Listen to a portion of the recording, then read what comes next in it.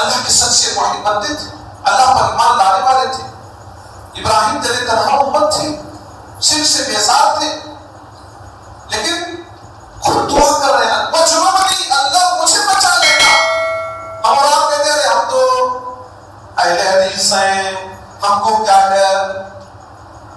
ابراہیم علیہ السلام جب اپنے لیے دعا کریں کہ وہ اللہ مجھے بچا لینا شرک سے، وَبَنِيَّ أَن نَعْبُدَ الْأَصْنَامَ، اللہ مجھے بچا لینا، میری آل اولاد کو، میرے بچوں کو بھی شرک سے بچا لینا، اسماعیل کو بھی شرک سے بچانا، اسحاق کو اور ان کی اولادوں کو شرک سے بچانا۔ ابراہیم خلیل اللہ اپنے لیے دعا کریں کہ اللہ مجھے بچا لینا شرک سے۔ ہم اور آپ اپنی اولادوں کے لیے کتنی دعا کریں، اپنے لیے کتنی دعا کریں؟ کیا اس چیز کی طرف دعا کر رہے ہیں؟ روپے پیسے دھن دولت کے لیے تو دعا کر رہے ہیں، لیکن کبھی یہ دعا نہیں کرتے اللہ توحید پر قائم رکھنا، اللہ شرک سے بچانا، اللہ موحد بنانا، توحید پرست بنانا، شرک سے بچانا، شرک کی دلدل سے ہمیں بچا دے۔ یہ دعا ہم کیا کرتے تھے؟ تو شرک ایسا جرم اتنا گناونا کام ہے کہ نبیوں نے اس سے بچنے کی دعائیں دی۔ ہمیں بھی اپنی اولاد کے لیے خصوصی دعائیں کرنا ہے۔ وَجْنُبْنِي وَبَنِيَّ أَن نَعْبُدَ الْأَصْنَامَ، اللہ ہمیں بھی اور ہماری اولاد کو شرک سے بچا لے۔ بچوں کے اندر یہ بات پیدا کرے کہ دینے والا، لینے والا، مدد کرنے والا، ہیلپ کرنے والا، تعاون کرنے والا، عزت دینے والا، ذلت دینے والا، سب کچھ اللہ ہے۔ مصیبت دینے والا، مصیبت دور کرنے والا اللہ۔ جامع ترمذی کی روایت عبداللہ بن عباس رضی اللہ عنہ روایت کے راوی ہے کہ میں اللہ کے نبی صلی اللہ علیہ وسلم کے پیچھے بیٹھا ہوا تھا۔ اس سے بات بہت سمجھ میں آتی ہے کہ موٹر سائیکل پر پیچھے کسی کو بٹھایا جا سکتا ہے۔ اللہ کے نبی صلی اللہ علیہ وسلم نے کہا انی اعلمک کلمات، اے عبداللہ بن عباس میں تمہیں کچھ باتیں سکھلا رہا ہوں۔ ہم لوگ کہتے ہیں نا ابھی بچہ ہے، ابھی چھوٹا ہے، اسے سکھانے کی کیا ضرورت ہے، یہ بڑا ہوگا کچھ سمجھ جائے گا، پہلے اسے خوب دنیا کی تعلیم دو، خوب دنیا کی تعلیم دو، عیسیٰ مسیح کی بھی عبادت کرنے لگے، صلیب کی پوجا عبادت کرنے لگے، تب بعد میں بچے کو سمجھاؤ گے تو وہ کیا سمجھے گا؟ کیا سمجھے گا؟ بچپنے میں جو تعلیم دی جاتی ہے وہ نقش ہو جاتی ہے۔ بچپن میں ہم لوگوں نے جو دعائیں یاد کی ابھی بہت پرفیکٹ یاد، اور جو بعد میں یاد کرو اس کو بار بار ریپیٹ کرنا پڑتا ہے، یاد کرنا پڑتا ہے۔ بچپن میں جو چیز بیٹھ جاتی ہے وہ ایک دم لکھے ہوئی شکل میں ہو جاتی ہے، وہ آتے نہیں۔ اللہ کے نبی صلی اللہ علیہ وسلم عبداللہ بن عباس کو تعلیم دیا، غلام انی اعلمک کلمات احفظ اللہ یحفظک، تم اللہ کی حفاظت کرو، اللہ کی دین کی حفاظت کرو، اللہ کے حکموں کی حفاظت کرو، اللہ کی بات مانو، یحفظک اللہ، اللہ تمہاری حفاظت کرے گا، اللہ تمہاری رکھوالی کرے گا، اللہ تمہیں بچائے گا۔ احفظ اللہ یحفظک، احفظ اللہ تجدہ تجاہک، تم اللہ کی حفاظت کرو، اللہ کی بات مانو، اللہ کے حکموں پر چلو، اللہ کے آرڈر کو فالو کرو، تجدہ تجاہک، ہمیشہ اللہ کو سامنے پاؤ گے۔ کبھی بھی یہ محسوس نہیں کرو گے کہ آپ کے ساتھ کوئی نہیں، اللہ کو آپ ہمیشہ محسوس کرو کہ اللہ آپ کی مدد کر رہا ہے، آپ کا ہیلپ کر رہا ہے۔ اذا سألت فاسأل اللہ، نبی کرے جب کوئی چیز مانگنا ہو تو اللہ سے مانگنا، بھلا بتلاؤ اور زمین میں محمد مصطفیٰ صلی اللہ علیہ وسلم سے افضل کون ہے؟ جب نبی خود صحابی کو کہے جب مانگنا ہو تو اللہ سے مانگو، تو ہم کیسے کہتے کہ فلاں سے مانگو، فلاں بزرگ سے مانگو، فلاں پیر سے مانگو؟ کیا نبی سے بڑا متقی پرہیزگار دنیا میں کوئی آیا نہیں ہے؟ نبی خود کہ اذا سألت فاسأل اللہ، جب مانگنا تو اللہ سے مانگنا، وَإِذَا اسْتَعَنْتَ فَاسْتَعِنْ بِاللَّهِ، جب مدد طلب کرنا تو اللہ سے مدد طلب کرنا، کوئی چیز مانگنا ہو، ہیلپ مانگنا ہو، تعاون مانگنا ہو، اللہ سے مانگنا۔ یہ بات جان لیجیے، یقین کے ساتھ کنفرم کر لیجیے، اس کو ذہن و دماغ میں بٹھا لیجیے، ان الامة لو استمعت على ان ينفعوك بشيء لم ينفعوك الا بشيء قد كتبه الله لك۔ عبداللہ بن عباس اس بات کو ذہن میں بٹھا لو، پوری دنیا میں لوگ مل کر، پوری دنیا آل ورلڈ تمہیں فائدہ فائدہ نہیں پہنچا سکتے. ہاں اتنا فائدہ پہنچائیں گے جو اللہ نے تمہارے لیے لکھ دیا. کہاں لکھ دیا؟ تقدیر میں لکھ دیا. اور یہ بات بھی ذہن میں بٹھا لیجیے کہ پوری دنیا کے لوگ تمہیں نقصان پہنچانا چاہیں، تمہیں تکلیف دینا چاہیں، تمہارے وجود کو مٹانا چاہیں، تمہیں ختم کرنا چاہیں، لم يضروك الا بشيء قد اللہ نے جتنا تمہارے لیے لکھ دیا ہے اتنی ہی تکلیف مصیبت آئے، اس سے زیادہ کچھ نہ آئے. جتنا لکھا ہے مقدر سے لکھا ہوا زیادہ نہیں آئے. رفعت الاقلام، قلم کو اٹھا لیا گیا. وجفت الصحف، صحیفہ سوکھ گیا، یعنی قلم سے جو چیز لکھی جانی تھی لکھی جا چکی، وہ سب بند ہو گیا ہے. جتنا آپ کو فائدہ ملنے والا ملے گا، جتنا نقصان پہنچنے والا آپ نقصان پہنچے گا. تو آپ اللہ پر بھروسہ کرو نا. دنیا والوں سے آپ کیوں ڈرتے ہیں؟ وہ آپ کو مٹانا چاہیں گے تو نہیں مٹا سکتے، اتنا نقصان پہنچائیں گے جتنا اللہ نے آپ کے حق میں لکھا ہے. اور بعض روایتوں میں آتا ہے تعرف الی اللہ فی الرخاء یعرفک فی الشدہ. اے عبداللہ بن عباس، جب خوشحالی رہے، آرام رہے، اچھی زندگی گزر رہی ہو تو اللہ کو یاد کرتے رہنا. یعرفک فی الشدہ، اللہ تمہیں تکلیف میں مصیبت میں پہچانے گا، بھولے گا نہیں.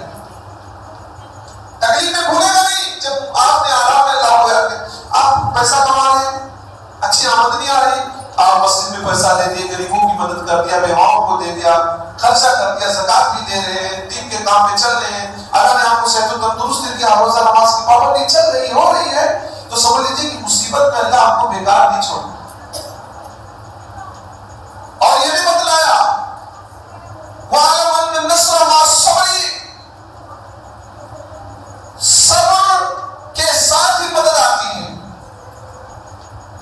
وَأَنَّ مَعَ الْعُسْرِ يُسْرًا، مشکل کے بعد آسانی آئے گی.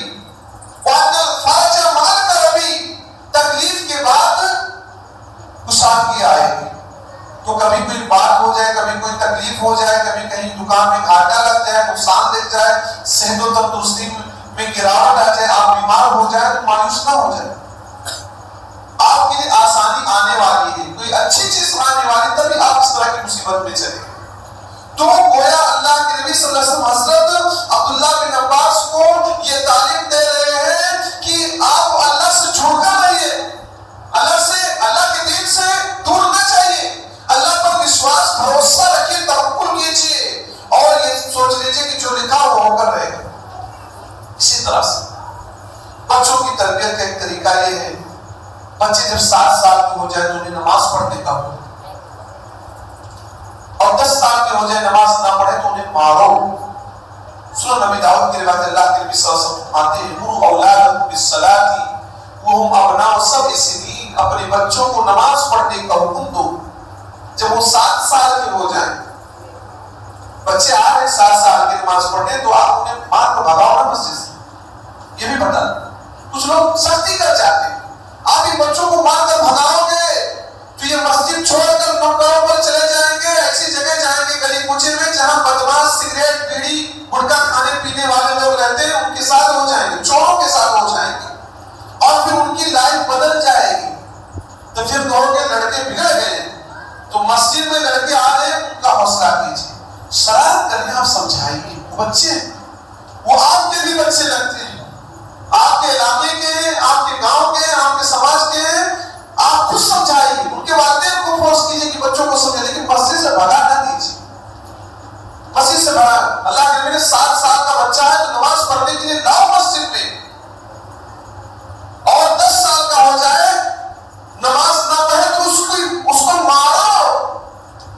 ہمارے یہاں معاملہ کیا ہے، مائیں بچوں کو بہت زیادہ چاہتی ہیں. فجر کے لیے اگر باپ جگانا بھی چاہتا ہے کہ بیٹا چلو نماز پڑھنے کے لیے، تو کہتے سونے دو، دن بھر تو پڑھائی کرتا ہے اسکول میں. 8 بجے 7 بجے جگا دیں گی، ٹفن بھی تیار کریں گے، آٹو پر لے جا کر بس پر لے جا کر بٹھا بھی دیں گے لوگ، اسکول کے لیے فورس کریں گے کہ جاؤ پڑھو، فیوچر کا سوال ہے، نہیں پڑھو گے تو جاہل رہ جاؤ گے، کسی کام کے نہ رہو گے. دنیا کے بارے میں ایکٹیو رہو. کچھ نہیں بنا تو انڈا فرائی کر کے ہی دے رہے ہیں، کچھ نہ کچھ لڑکا لے کر ہی جائے. اچھا مسجد آ رہا ہے تو اس کی ہمت افزائی نہیں کریں گے، 2-4 روپے دے دیا، حوصلہ دے دیا، کبھی ٹافی دے دیا، کبھی چاکلیٹ دے دیا کہ بیٹا نماز پڑھو، ہم تمہاری مدد کریں گے، یہ کریں گے۔ دین کے کام میں حوصلہ نہیں دے رہے، دنیا کے کام میں خوب حوصلہ دیتے ہیں۔ تو سوچنے کی بات ہے کہ ہماری سوچ بھی بدل گئی۔ ہم اولاد بچوں کو اسکول کے لیے تو تیار کرتے ہیں، ریڈی کرتے ہیں، لیکن مسجد کے لیے کوئی ریڈی نہیں کرتا کہ ڈسٹرب نہ کرو۔ لڑکا تو 2 بجے گیم کھیل کر سو رہا ہے، ابھی 12 بجے تک تو پبجی کھیل رہا تھا اور پتہ نہیں کون سا فائر کھیل رہا تھا۔ اس کو اب یہ ڈسٹرب نہ کرو، 8 بجے اسے ہم جگائیں گے جب اسکول کا ٹائم ہوگا۔ ذرا سوچو نبی نے کیا کہا تھا، 7 سال کا لڑکا ہو جائے تو نماز پڑھنے کا آرڈر دو۔ سستی کر رہا ہے 7 سال میں تو کوئی دوسرا مار پیٹ کی بات ہے، 10 سال ہو گیا تو والدین کی ذمہ داری ہے، ماں کی بھی ذمہ داری، باپ کی بھی ذمہ داری ہے کہ نماز نہ پڑھے، نماز چھوڑ دے تو ان کی زجر و تربیت کرے، ان کو مارے، لیکن اتنا بھی نہ مار دیں کہ ہاسپٹل لے جانا پڑے۔ نہیں تو کہتے کہ مولانا صاحب اس طرح بول کر گئے تھے، حساب سے مانا، وہ آپ کی اولاد ہے، پیار محبت سے حساب سے آپ کام کیجیے۔ نماز اسلام کا ایک عظیم رکن ہے۔ نماز نبی کے لیے معراج تھی، نبی کو سکون نماز کے ذریعے سے ملتا تھا، ادھر میں جانا نہیں چاہتا۔ بہرحال اپنے بچوں کو نماز کا مکلف بنائیے، نماز کی ذمہ داری انہیں دیجیے، اور بچے جب مسجد آتے ہیں ذمہ داران بڑے لوگ، بڑے بزرگ انہیں ڈانٹ کے بھگائے نہیں، ان کو حوصلہ دیں، انہیں ہمت دیں، تاکہ یہ بچے کل یہی بڑے ہوں گے، یہی مسجد کو آباد کریں گے، آپ کو بالکل نہ بھگائیں۔ کچھ لوگوں کو میں دیکھتا ہوں ہر جگہ کا یہ عادت، 1-2 لوگ رہتے ہیں بچوں کو بہت زیادہ ڈانٹتے ہیں۔ اللہ کے نبی صلی اللہ علیہ وسلم کی عادت یہ تھی، جب بچے رونے لگتے تھے تو نماز کو مختصر کر دیتے تھے۔ بچے رونے لگتے تھے تو نبی صلی اللہ علیہ وسلم نماز کو مختصر کر دیتے تھے، اس طرح سے کہ کہیں اس کی ماں پریشان نہ ہو جائے کہ بچہ میرا رو رہا، تو اللہ کے نبی نماز کو مختصر کر دیا کرتے تھے۔ آپ نے نہیں کہا کہ بچوں کو ساتھ میں لے کر نہ آؤ، بلکہ ان کی وجہ سے نماز کو بھی مختصر کر دیا۔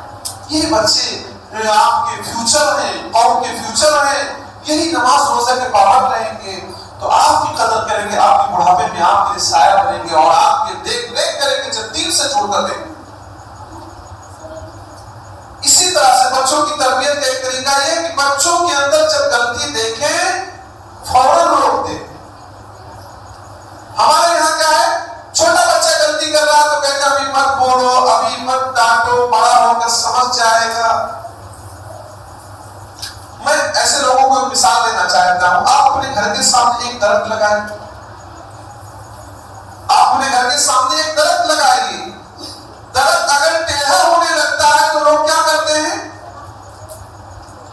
اس کو سیدھا کرتے ہیں، ڈنڈا لگا کر، لاٹھی لگا کر سیدھا کرتے ہیں، رسی سے باندھ دیتے ہیں کہ وہ درخت ٹیڑھا نہ ہو جائے۔